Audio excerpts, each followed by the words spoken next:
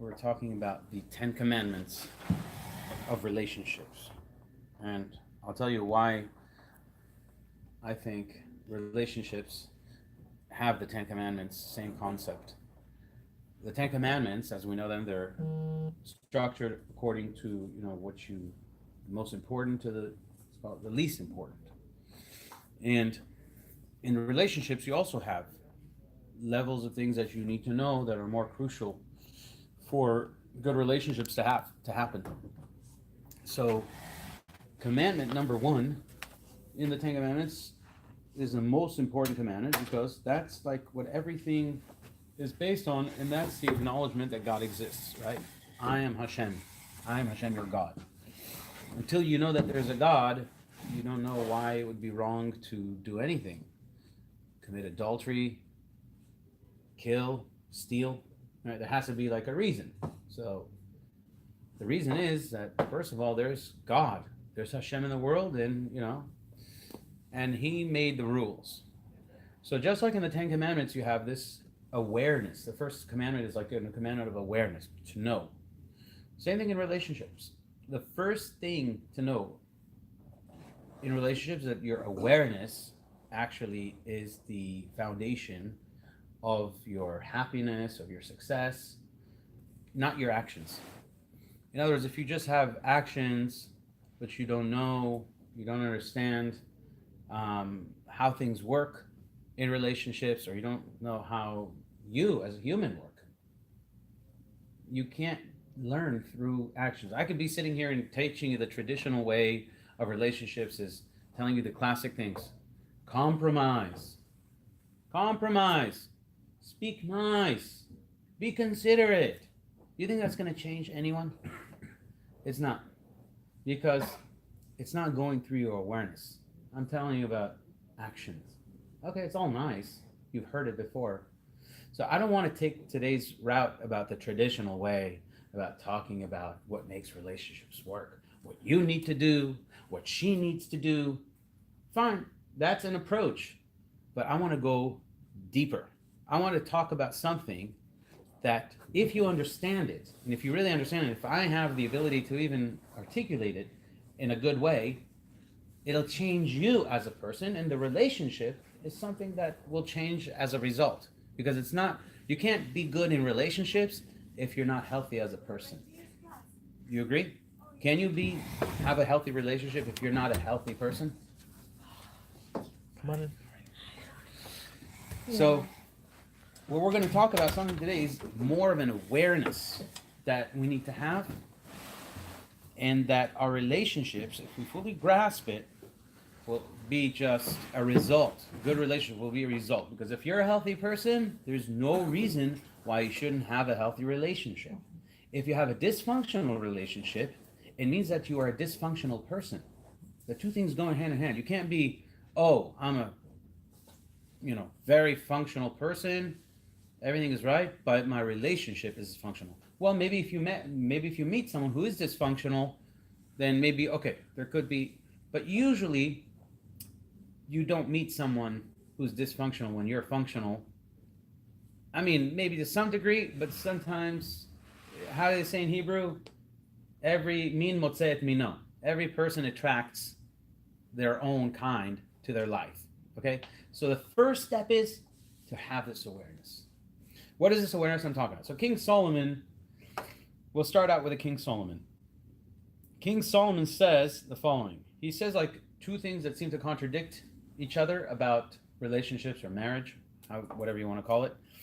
And he says in one verse, in Kohelet, he says, Motze ani mal mimavet et ha'isha. I find the woman or marriage bitter than death. This is what he said in one verse. And this is like the book of his wisdom, like where he shares his wisdom about life wisdom. So he says something negative about relationships. Like he's saying it's just trouble. It's just really the benefit you get out of it is overweighed by loads of suffering. He says bitter than death. In a different verse, he contradicts himself. He says, Matzah isha matzah tov. A man who finds a woman, he found the ultimate good, which is like one of the biggest blessings in life. So King Solomon decide, is marriage in general a good thing? Because in this book he goes and he talks about every subject in life. He talks about wealth, he talks about beauty, he talks about power, he talks about greed, he talks about everything. And in marriage he seems to contradict himself. Good thing or bad thing? So the key to understanding the difference between Shlomo's statement is really paying attention to one thing. When Shlomo talked derogatorily about marriage, he used one word that he didn't use in the other verse. The word I. It says, I find bitter than death the woman. In the other verse, he didn't say the word I. He said someone who found a woman found good. So actually, the difference between a good relationship and a bad relationship is the I. Where there is an I, bitter than death. Where there's no I, really good. Now, meaning the I over here, I find a woman, is basically a person who's getting married with what's called the selfish approach.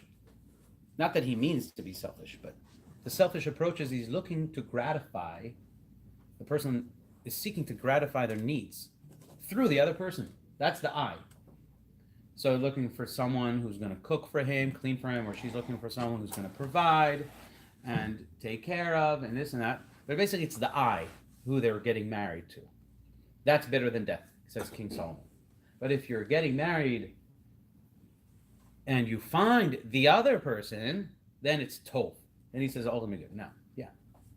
But my question is like, I feel like every one of us wants to find something out of marriage. Of course we do. Otherwise we'll never get married. Of course. And this is our nature. But what King Solomon is saying is that we'll see that if this is how it stays and it doesn't transcend this level, then it's going to be better than death. In other words, it's just like a baby. A baby's born into the world. He is in constant development. He starts with like the most selfish things. That's his nature, right? He's got to survive. That's how he's. But if he stays a baby, but he's 40 years old, and he stays like a little child, he's in trouble. Because at that age, that developmental stage, that was okay to be like that. That's how you're supposed to be. And maybe in the beginning of marriage, that's how it starts. But it's supposed to develop and evolve into something much, much greater. Okay? It can't stay in that baby stage. Now, what is this I? This is what I want to focus on. The I that Shlomo HaMelech was referring to. Because this is a big I. Big I. So this I is what we call selfishness. So I want to ask you guys, why, simple question, right? Why is selfishness destructive to relationships? Mark just joined us. We'll give you the honor. Why is selfishness, I mean, there's many reasons. List one reason why you think selfishness is so destructive to relationships, marriages. Because both people have to be satisfied. Okay, how does selfishness prevent that? You're not giving. Not giving. Very nice. Okay, Yafet. Sorry, you want to add something? Come on. Not giving. No, but why is that destructive though?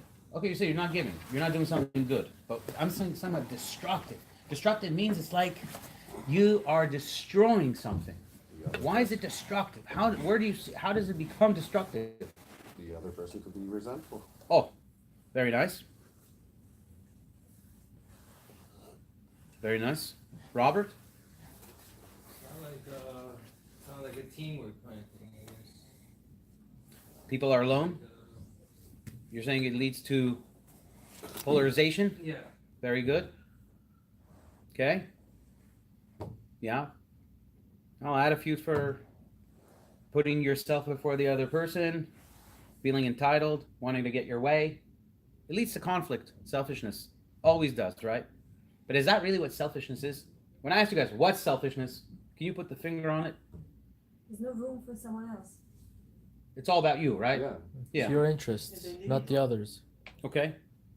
Is that selfishness or is that a manifestation of selfishness? In other words, imagine you guys have you see a person who's sick. He's sneezing, got a fever, vomiting. That's not sickness. That's not the sickness. These are manifestations of a sickness. The sickness is, oh, this guy, he's got a flu. These are all like manifestations. Everything we've been describing right now are manifestations of selfishness, but that's not what selfishness is. Selfishness leads to putting yourself in front of the other person. Selfishness is wanting to get your way. Selfishness could be like always think about you, not being able to empathize with the other person. These are all manifestations, but that's not what selfishness is. It's just a manifestation. I want to go deeper to what selfishness is at the core and talk to you guys about why it's so destructive. Is this clear? Rabbi, going to the analogy you gave with the flu and the coughing, it's because of you catching the flu, you're coughing. I mean, I didn't get that. It's not you're not manifesting the cold or the flu because you're coughing. No, the coughing shows you're coughing because you're sick, but the coughing is not the sickness. So it's an expression of the sickness. Okay, it's not that you're manifesting the cold because you're coughing. It's a symptom. Yeah, it's a symptom, Rabbi. Okay. Mechila. No, manifestation all shows like something. How does your sickness manifest itself? In the fact that you're coughing, you're having all these things. Yeah, it's also a symptom, whatever. Different names for different things. Okay. But manifestation basically means that that's how the sickness manifests itself on the outside. Got it. That's what I meant. Okay, so what is selfishness? One word.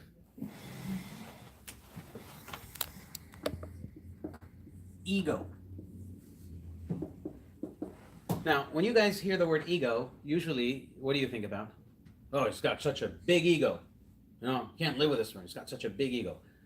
But this is not what the word ego means. We usually think big ego means like, oh, he wants to, feels like significant, wants to feel important, honor. No. Ego is much more subtle than that. All right? Ego is basically, I'm going to explain it now as I learned it, and I hope it like enters through. Because this is like something, if you understand this and what it means, you'll understand how you're caught up in it, how I'm caught up in this, how we're all caught up in this. And this is the source of all your suffering in your personal life, in your relationships, whatever it may be. It's not ego, big ego. It means something a lot more subtle than that. Ego means false of self. False sense of self means that the way you think about yourself, who you are, whatever you are, right, is really disconnected from who you really are.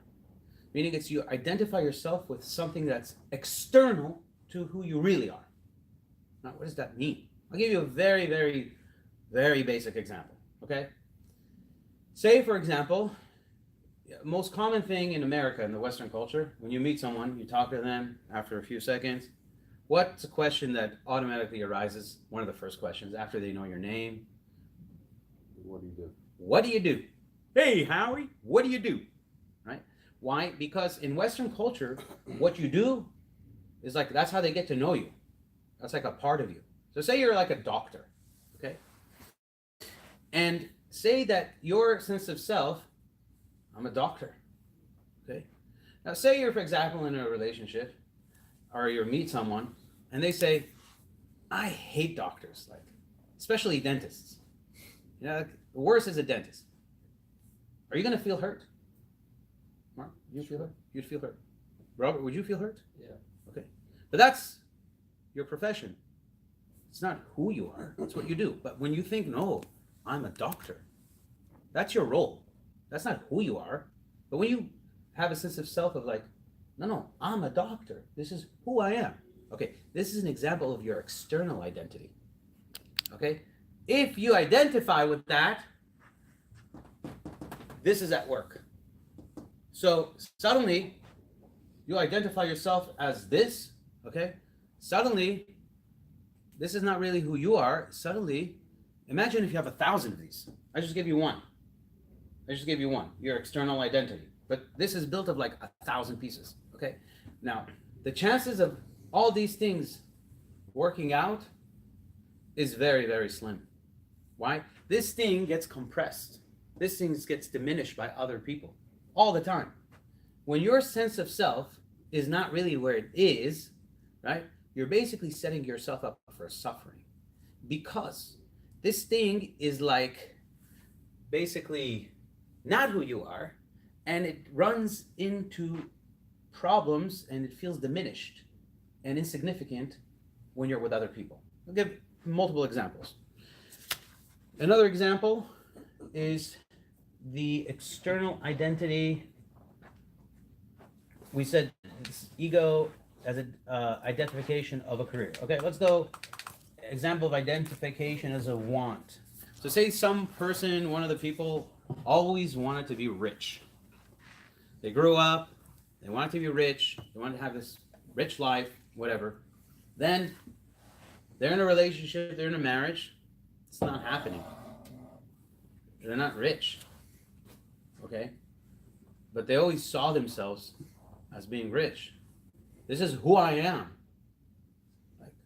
And then they see where they live, they see their partner, and their sense of self, of who they are, is totally diminished. Like, I'm nothing. Maybe it's this guy's fault. So they start, looking down at the person, maybe resentful, disrespectful, because their sense of self is this. This is who they are. This is their wants. Okay? So they're identifying themselves with their wants. So they want to be rich. They're not rich.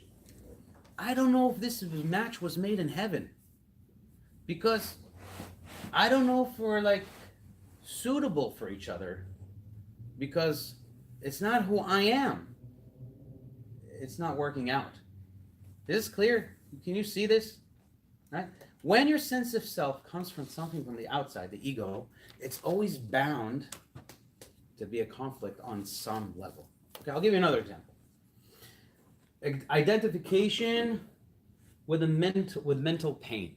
Okay, now we're going to go a little bit deeper, not be so superficial. Rich, doctor. Let's go. By the way, in the doctor example, there's something I forgot to share with you. This is if you want to think about how foolish it is and how disconnect from reality is, this thing of identifying with your career, think about it this way. The shirt that you wear, okay? Would you get hurt if someone says, I hate shirts? If anyone here would get hurt, I'm sorry. I will take you to Lenox Hospital. We'll go through it together. I'll come visit you.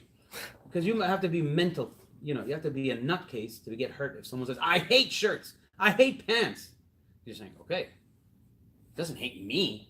He hates pants. What if you make shirts? What? What if you make shirts? Oh, they're identified with shirts. Okay? But let's just say if that's not your career, everyone's like, okay, this is my shirt. It's not me. I have nothing. I don't take it personal. You wouldn't get hurt. Okay, career is like your shirt. The only difference is no, my career is part of who I am. It's important to me. If someone doesn't call me doctor, Dr. Newman. Not, don't call me Moshe, call me Dr. Newman. Okay. When you identify with something, you think it's a part of you, but it's really the shirt. Okay? Imagine you have these 1,000 shirts. And everything the other person does or says is never really hitting you. You'll never feel diminished. But if you live through the ego, the false sense of self, you're always going to run into conflict. Okay? All this selfishness that we talk about, it's all through here. It's a false sense of self. Let me give you another example. Mental pain. I'm talking from experience. I once had to get in the middle of, a couple lives far away from here, and one of the things that you see in marriage is, so basically, there was a problem that his spouse it's a painful experience for her mentally, because there was a bad experience. And each time they're intimate, this is like painful mentally. She didn't go to get, professional help. She actually resisted. And this guy's suffering because he's got needs. and he's married. So, anyways, what happens here? What happens in these situations? Why aren't these people, okay, something happened in the past. Okay, get on with it. Let's deal with it. What's happening to these people? And you should know it's not just this. This is just one example how, such a thing can cause trouble. But what happens here?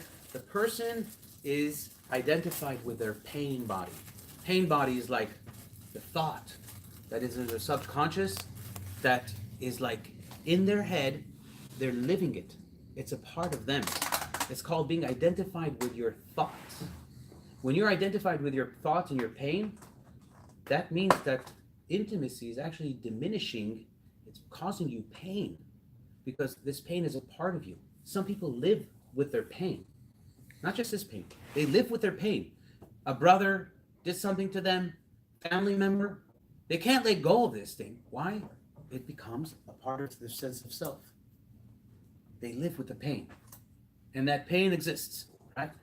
So when you're in a state of living through the ego as a very existence, like in this case, for her, this is threatening her because she lives her pain.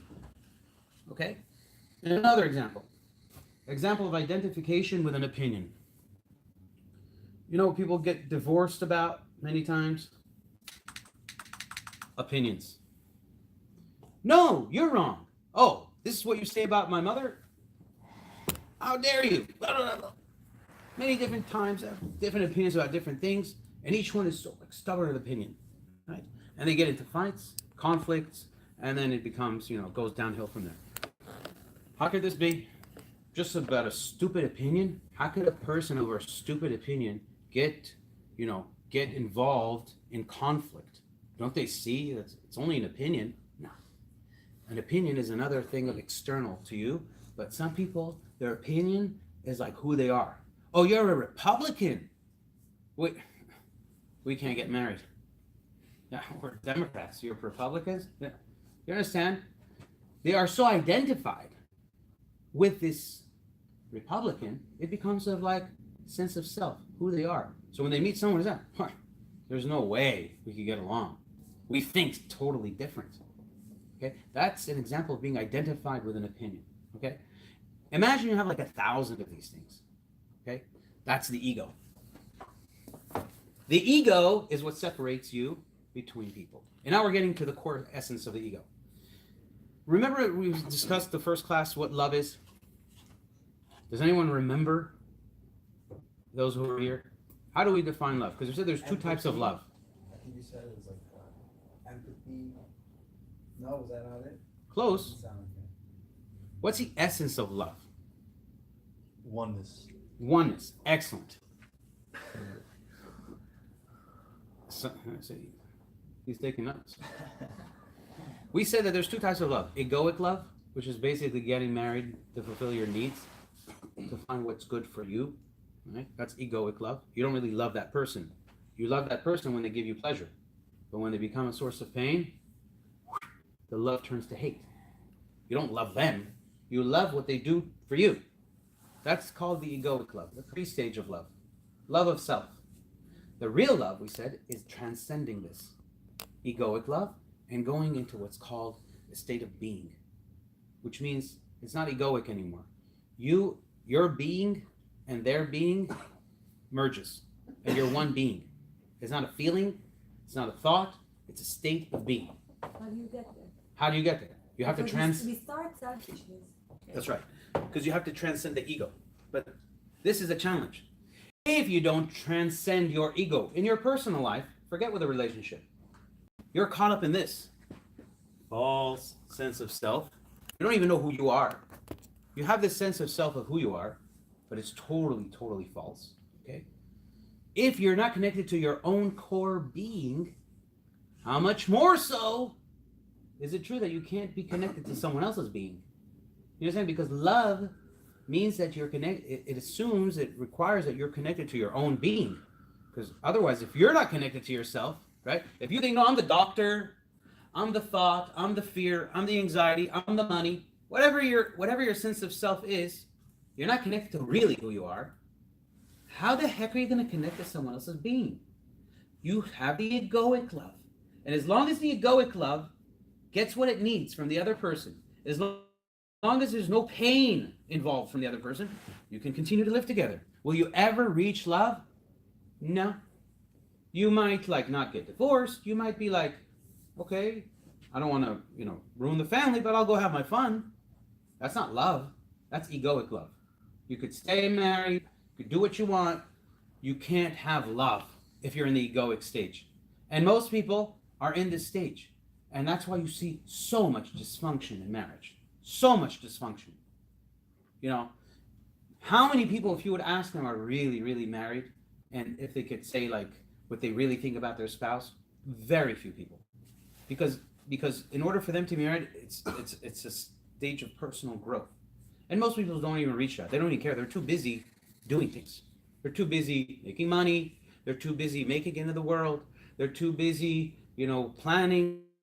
No one is taking time and looking for, personal growth. People, until they get like a wake-up call, and suddenly they're starting to think about, wait a second, what is this all about? And then they start thinking, but most people don't do that until they get like a dosage. That's why suffering is the biggest gift, because suffering leads to awakening. If you don't suffer, you're living in the non-conscious world.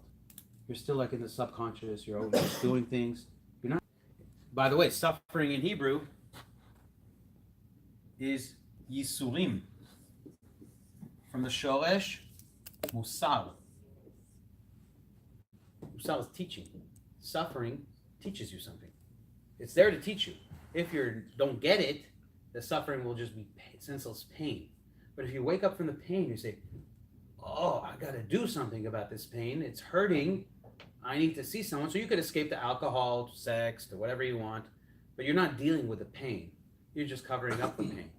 If you really face the pain, you say, what is this pain telling me? You'll reach musal, teaching, enlightenment. So suffering is about enlightenment. Most people stay, however, in this false sense of ego. And you can't ever have a functional relationship if you're here. It doesn't matter. You'll have what's called the egoic love. You'll always stay in that stage, and that'll keep going until there's pain. Because once pain comes into the picture, who wants pain? If you transcend this, there won't be any pain. You won't inflict pain on yourself, and you can't inflict pain on someone else if you don't inflict pain on yourself, and vice versa. It's only dysfunction, personal dysfunction, yours. There's no your perfect harmony and your dysfunctional relationship. Almost can't be. Let's go back to the ego. Do you guys know where the ego came from and what the ego is? What's the essence of the ego? False sense of self. Okay, where's it come from? What's its essence? In the story of Adam, God tells Adam, and by the way, it's going to explain to you why Adam had no problem being nude, and after he ate from the tree of knowledge, he was hiding. Okay, he had something to hide. Adam, in the beginning, he was a free dude in every sense of the word. Right? Didn't have any clothes on, didn't care. Life was good. Gan Eden, paradise. God told him, don't eat from the tree of knowledge. Because when you eat from that tree of knowledge, what's going to happen? What did God tell him? You're wrong. You're going to die. He told him you're going to die. Okay, it's a type of death he told him. He didn't say you're going to die today, but you'll be mortal. Those were God's words. Adam eats from this tree, and then it's a tree of good and evil. Then he says, oh, he realized he was nude, and he went to take cover. So, famous question that everyone asks, wait a second. This is a punishment of doing a sin? Now he's got a higher level of awareness? Because isn't this awareness of knowing who you are is what separates you from the animals? So he actually went up. He didn't go down. This is good to know between good and bad. I always had this question. I heard different answers until I heard this answer, which explained everything to me. Before Adam ate from the tree of knowledge, he had no false sense of awareness. Adam understood, as we should, that there's total unity in the world. We're all one. I'm not saying like as a slogan, we're all one. Really all one. Just like you see the right hand and the left hand, it's one. Adam understood that you and I are like me and me. Total unity. He was connected with every fiber of his body to creation. Even his body. Even his body had nothing to hide. What the tree of knowledge did to Adam is developed the ego, which is a false sense of separateness, like you're a separate part of creation. He was separate from God. He suddenly had his own thing. I'm doing my own thing. I'm an individual. I'm not part of the whole. This was the result of Adam's eating from the tree of knowledge. It was an awareness, a false sense of awareness. Before this, Adam was always here and now, in the present. He wasn't like thinking, caught up in thought. He didn't see himself as a separate entity. He was totally absorbed with life. He wasn't stupid. He saw things for what they are. He lived. After this, he started thinking. Now, thinking is your enemy, because thinking actually takes control of you, and thinking also makes you think that you're separate from other things, which you're not. Okay? Then that's when trouble hit Adam.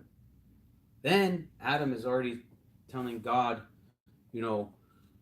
oh, I heard you were coming and I hid. Why are you hiding? Well, the ego. Adam, what he did, his sense of self, everything is being like right now threatened. One of the things that you see in relationships, by the way, is this is like the feature of ego is that often couples, when they fight, there's this thing called defensiveness. When you're being attacked, why do you feel like you're being attacked? What is something that someone would say, Sarit, that would make you feel attacked and become defensive? When they just truth. Like when they say something. When they say something true, you feel defensive? Yeah, and I don't want to cover it. Ah, interesting. Well, that's definitely true. Defensiveness is usually when you feel they're against you. Right. If you knew that someone is totally for you, he could tell you something that, if you were 100% that this person is on my side, they could tell me the worst thing about myself and I'll hug them. Because if I know they're on my side, I know that they're not trying to just take their anger out on me. They're not trying to be vengeful. They're not trying to condescend. They're really on my side, right? I become defensive when I think they're against me. This is where conflict is in marriage. When do I feel like they're against me? When I feel like we're two separate things. Imagine your son. I don't know. There's children. They start crying. They start saying things to the parents. Oh, you're horrible. You did this. Have you ever seen a parent say, no, I didn't. It's all your fault? Very rare. Very rare. The parent says, oh, that's cute. Oh, he's crying. But if it's the spouse telling them, oh, I don't like that food. You don't like my food. You cook your own food. Wait, when the child said it, oh, it's so cute. You know what? Because the child is part of them. They don't feel separate from the child. It's like how they are with themselves. They don't say to themselves, oh, you crummy thing, how dare you blame. Anyone who says this, will say he's crazy. Like talking to himself, oh, what do you blame you? Talking to himself. No. We talk inside our head, but if we were to say this loud, this is already a mental institute, right? When you don't feel apart from yourself, you don't start being defensive. But when someone that you see as a separate part of you, he's suddenly an enemy. And this is what happens with the egoic life. These fights that start up, these conflicts, is because both people see themselves as a separate entity. This was a result of Adam's sin. Adam's sin gave him a false sense of self, that he's his own man. And when he had this thing of being his own man, the ego, this is called the ego identification. You identify yourself as something other than you are. And when you do that, you feel diminished. God says to Adam, Adam, what did you do? Now, God is definitely on Adam's side, right? The way you should know that one of the things that I teach in couples counseling, for example, is when you have a criticism to say, or something that the other person might take hard, First, you have to convince them that you're on their side before you say anything negative. Because if you're on their side, whatever you say will be accepted. It'll be welcomed. Oh, he's trying to help me. Yes, tell me. When someone tells you when your business is not doing good, and he says, look, I want to tell you why what you're doing wrong. You're not going to say, oh, no, I don't want to hear it. Tell me, please tell me. I want to fix it. I want to make money. Same thing with character, right? If someone is telling me, listen, you got character issues. If I'm smart and I'm not defensive, I say, tell me, please tell me. I want to know. I want to be better. That's how we should react. But we become defensive. Why? Because we view ourselves as separate. They're against me. So God tells Adam, did you eat from the tree? Adam should have said, yes, I messed up. I know. God, please take me back. That's what he should have said. What did he say? Does anyone know? It was the woman. The woman that you gave me. She induced me. At that moment, he was out of the Garden of Eden. It wasn't the sin. It was not doing repentance. God is trying to help you. He's not trying to punish you. He's not against you. But Adam, because he viewed himself as a separate entity, diminishes the ego. Feeling special, significant. And when you say something to someone who's identified with this, they feel totally threatened. They feel like you're trying to kill them. You become like their enemy. Why? False sense of self. All started in Adam's case. In relationships, you see many times this thing arise that, the rabbis even say this. They say that God created a helper for man. Ezel, it's called Ezel Kenegdo. Helper, Ezel means helper, Kenegdo, facing him. So the rabbis say like this. Sometimes it could be Negdo, sometimes they're against. If he merits, it's Kenegdo. They're helping each other. She helps him grow. Women don't need to grow as much as men. Women are nurturers. Men is the one who needs to grow more. That's why they have more mitzvot than women. Women help man grow. They reciprocate. So if he merits, he has a helper who's going to help him grow. If he doesn't, and this is erased, negdo, on the head, against him, clashes, conflict, all the time, conflict after conflict, right? Now, what does it mean? When does he merit to have a helper, and when does he not merit to have a helper?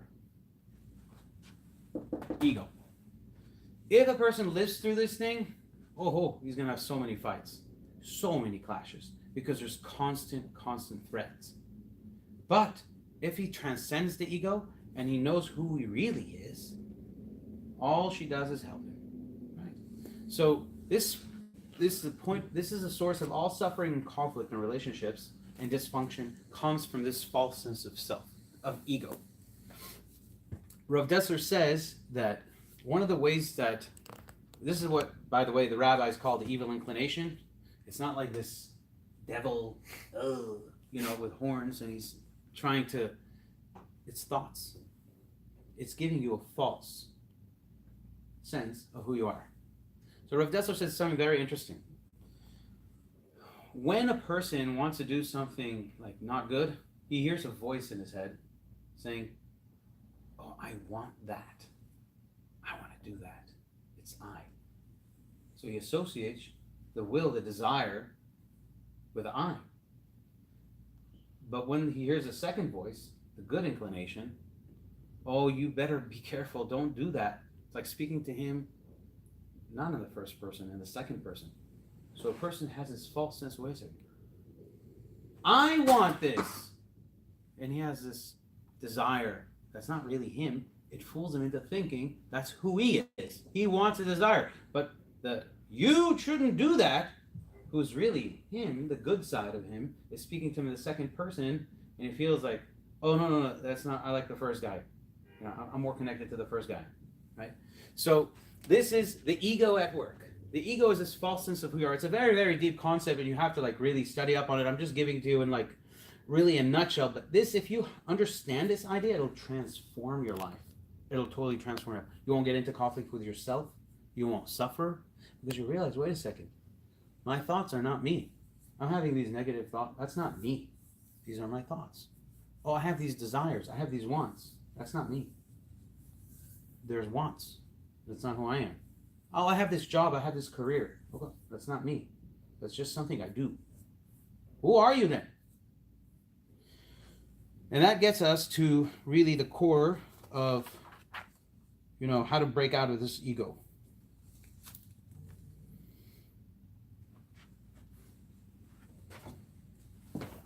Before we go there, any questions about the ego?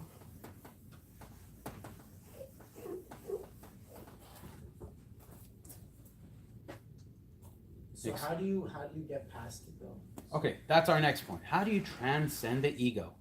How you transcend the ego is all about one thing. It's first of all, awareness. Rabbi, I have a question. What if one person has the ego, the other one doesn't? Excellent question, Robert. What if one person is living through their ego and the other person isn't?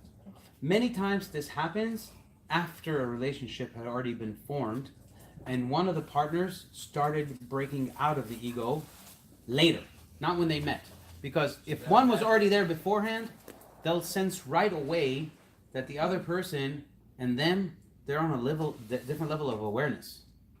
But it often happens, and you see this times like when people like awaken, you see it more times in like call it religious awakening, because that really changes the way you live and everything. So the people got married when they both weren't like religious or something like that. I'm not saying religious people are awakened. No, they could believe they're living through their ego just like everyone else. But I'm just giving an example of how sometimes you change after, and there's a drastic change in your awareness for whatever affects you, and then you have conflict. Usually, if you're already awakened, you won't attract into your life someone who's not. But let's just say you got through marriage and the marriage was so tough, it awakened you. You actually got awakened through marriage. You're like, oh, this is horrible. I'm living a Gehenna. What am I doing wrong? And then suddenly you started searching and looking for answers. And you found that, wow, you are living in a very, very, very egoic state of mindfulness, and and then you start waking up. Will the other person, and the other person is staying on their own.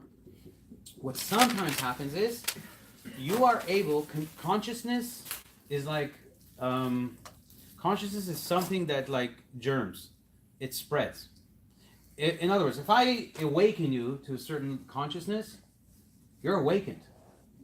Even if you resist, and you say, I don't want in the beginning, I don't do it by force. A certain level of awareness is like arising. So if a person, for example, is living with another person who's very anxiety ridden, they have a lot of anxiety, and they live with fear, constant fear that something bad is going to happen, that there is going to be a death or a loss.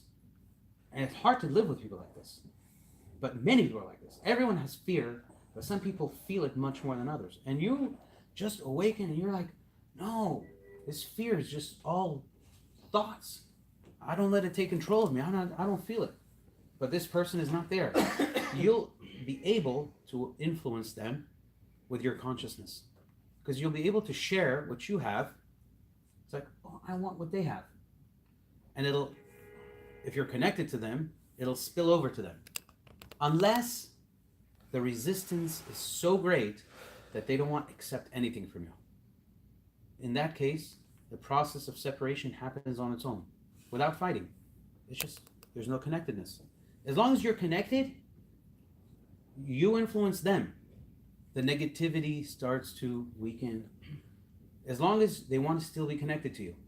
If they chose, no, I'm resisting, I don't want to be connected to you. Fine. Peaceful separation, no conflict. But if there's connectedness, they'll change. And that's what, it only takes one person to initiate the change. It doesn't have to be two people. As long as there's no resistance, if you do it in the right way. So how do you transcend the ego? Simple, awareness. You have to know who your core being is and who is all these things from the outside. What are the shirts? What are the different shirts that we're wearing that we think that's part of us? My will, my desire, my outlook, my opinion, my career, my anger, my thoughts. How do you break out of that? What is your core being? The Torah says, that when God created man, he gave the definition right there in the Torah. It's so amazing how it's there. I read it 100 times. I never understood it until last year when I myself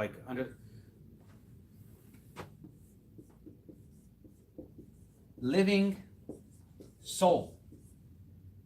Vayi Adam lenefesh chaya. Living soul. That's who you are. Now, what does that mean, living soul?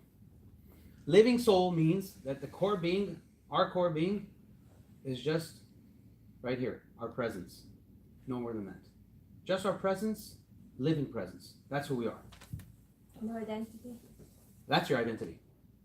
In other words, if you're living present, oh, I hate this. I got it. I got it. It's okay. Don't worry, guys. There's no terrorists here. So. Everybody down. They got your money.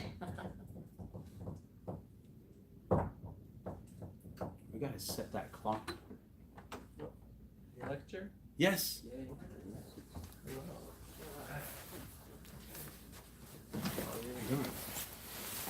Remember, it's 8:01.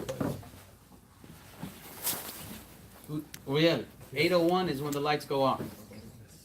Uriel, next time, I'll be there. 8:30. Living presence, nefesh chaya, means that your identity, and this is all who you are, this is your whole being, is really a living presence. If you're able to connect to the present moment, and you never leave the present moment, this is like the level where Adam was before he ate from the tree of knowledge. Adam didn't have thoughts. He wasn't connected to thoughts. He was connected to living. Okay? Stillness, living, being connected to the moment. This is part of living. When you're not connected, you're not living. When you're thinking, you're not living. When you're thinking about the future, you're not living. About the past, you're not living. You're living when you are alive, when you're experiencing life. And that means being connected to the present moments. That is nefesh chaya. Everything that is besides this, false sense of self, ego. This is the ultimate core being of a person. Now, if you are living like this, you'll never be hurt by anyone. You'll never inflict yourself with suffering, because any thought that you have, a negative thought, you're saying, that's not me though. That's just a thought. It's a drifting thought. But when you start getting into the thought, this is a failure. This is a bad situation. You start identifying with these external things like your thoughts. And that's not who you are. You're the living. You're not your thoughts. You're not your money. You're not your job. You're not your success. You're not what you do. This is the only thing you are. Nobody could touch this, because this is eternal. Things that are external are here. Everybody could ruin this. Everybody can diminish your false sense of self, because it's something that actually can't live in peace with everyone else's. If this person is successful and I'm living in this false sense of self, his success is my failure, because he's doing better than me. I can't be happy if someone is doing better than me. It's threatening my existence when I see my competitor doing good. I thrive on my success. So if my success has become diminished, I feel diminished. I start comparing. I start feeling like a loser. I'm not connected to who I am. I'm living through this. It's a very, very deep thing. Presence is who you are. Be present. Be here. Be alive. And that's who you are. And you have this, you'll never be hurt. You'll never have any conflict. The challenge is to stay on this level. You may have it from time to time, 5 minutes here, 10 minutes there, and then you're back to the world of unconsciousness, the world of living in your thoughts, planning, thinking, analyzing, doing, drinking, whatever it is. You're disconnected from your core being. This is your core being. Living soul. Be alive. Now, if you want to know, if you're not living like in this and you're living here, you're not only not connected to yourself, you're not connected to God. Why? Because the Torah says, what's God's essence? When God told Moshe to go and redeem the Jewish people, Moshe asked God, but if they ask me, what's his name? What should I tell them? So God told him the following thing. I also never understood this until this recent year. God says, Eyeh asher eyeh, which means I shall be what I shall be. What the heck does that mean? What kind of name is that? I shall be what I shall be? Does anyone know what that means? Does anyone know what this means? What does he mean by this? Forget the deeper meaning. Just give me a first grade, a first grader's understanding. Well, how do I teach this to a first grader? I shall be what I shall be. Presence. God, he's not in the future. There is no future. It's a construct of your mind. It doesn't really exist. He's not in the past. There is no past. It's gone. There's only one thing, presence. Omnipresent. I shall be what I shall be. I mean, God is always constant presence. God is being. Okay? We're connected to God on the level of being. Not on the level of thinking. Not on the level of doing. Certainly not on the level of ego. Because ego is your separation from God. You view yourself as a separate entity from God. And that's a false sense.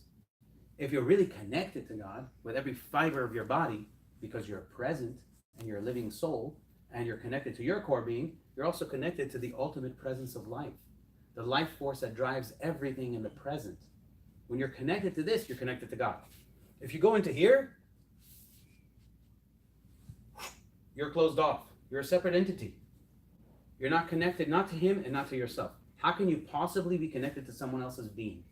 When you are with another person, say it's your husband or wife, when you listen to them, you're not listening with your ears. You're there with your being. You sense their being. You listen with your being there. If you're not there and you're here, you could listen all day. You're not connected to that person. Because you're not connected to yourself. How can you be connected to another person if you're not connected to yourself, to your core being? Does this make sense? Or is this too abstract? So this is what selfishness means. When we say commandment number 1, know thyself, you got to know this presence of living is who you are. Everything else is a fiction of your ego. Now, when you want to marry someone else, and you merge into one being, you first have to have this awareness of being connected to yourself before you can even connect to another person. Because if you're not connected to yourself, you have two egos wanting to connect to each other. And then you have egoic love. You give me what I need, I give you what you need, and this is a traditional way of making a marriage work. Give them what they need, they give what you need, and you live happily ever after until they don't give you what you need, and then you divorce. How could love turn to pain so fast? Because it wasn't love to begin with. It was egoic love. You love yourself. You never love the other person. Because when you love someone and you merge to them, you can't even separate. Just like you can't separate your own body. When you love someone, there's no conflict. Just like if you cut yourself, the Gemara gives a classic example. If you cut yourself with a knife by mistake on the left arm, will you take the knife and say, "Oh, how dare you"? No. I cut myself once, I'll cut myself again. It's me. If you view yourself with your spouse as one, there can't be conflict. Conflict only arises on this level. Not on the level of being, on the level of ego, false sense of self. So if you're always in conflict, that's a sign that you are not connected at all. You're connected to this. That's why there's conflict. So really the goal of marriage, and this is something that marriage actually forces you to do. When you're not married, you could stay in this a long time and feel maybe, okay, you will have like everyone, like all of us, dysfunction, suffering, but it won't push you to the corner. When it's another person, you'll be pushed to the corner. You'll have to either grow out of this, transcend it, or bear the consequences of constant conflict and unhappiness and not being content, dissatisfied, uneasy, tense, everything you want. So That's really what, when we say commandment number 1, know thyself, selfishness, we really mean transcending this. Having this awareness that's going to accompany you for the rest of your life is knowing to separate, I am not who this tells me I am. When you do this, you'll be a functional person, you'll have inner peace, and that's a sign that you're functional. If you have that inner peace inside, if you don't feel conflict inside, and you're not suffering from negativity and thought and things like that, then you know you're connected to your being. Okay? And then you'll be able to connect to someone else. But until you're not doing that, why ruin someone else's life when you're suffering from dysfunction? Go figure it out. Have the inner peace. Till you're able to say, well, I want to share this with someone, what I have. I'm so in peace, I'd like to share it. Not share my problems. I want to share my, my being with somebody else. So, Zat Hashem, we should all merit to really wake up, let go of the ego, wake out of this false sense of who we are. You should know, in this Western culture, we have the most dysfunction ever. Because this thing is so inflated, and this thing is so full of false sense that people are suffering so much, and their suffering is manifest in how they treat other people, how they can't get along with other people, how they feel constantly threatened, and they can't live in peace with other people. It means that this thing is inflated to a huge, huge extent. People are disconnected from who they are. They're living, living the material world, living prestige, social status. The worst is people whose sense of self is what other people think about them. That's the worst. That's as shallow as you can get. You can't get more shallow. Your sense of self is through how you think other people view you, when nobody really cares about you. But it's in your mind, I have to be like this. This is what I think people think about me. I want them to respect me. I want them to look at me and to be somebody. That's the most shallow it gets. And unfortunately, many people live in this world of shadow, of ego, and natural consequence, unhappiness, dysfunction. It's all there. You can't escape it. This is how the game works. So, we should all merit to break out the ego and really connect to our being, connect to Hashem, and merit a lot of happiness and peace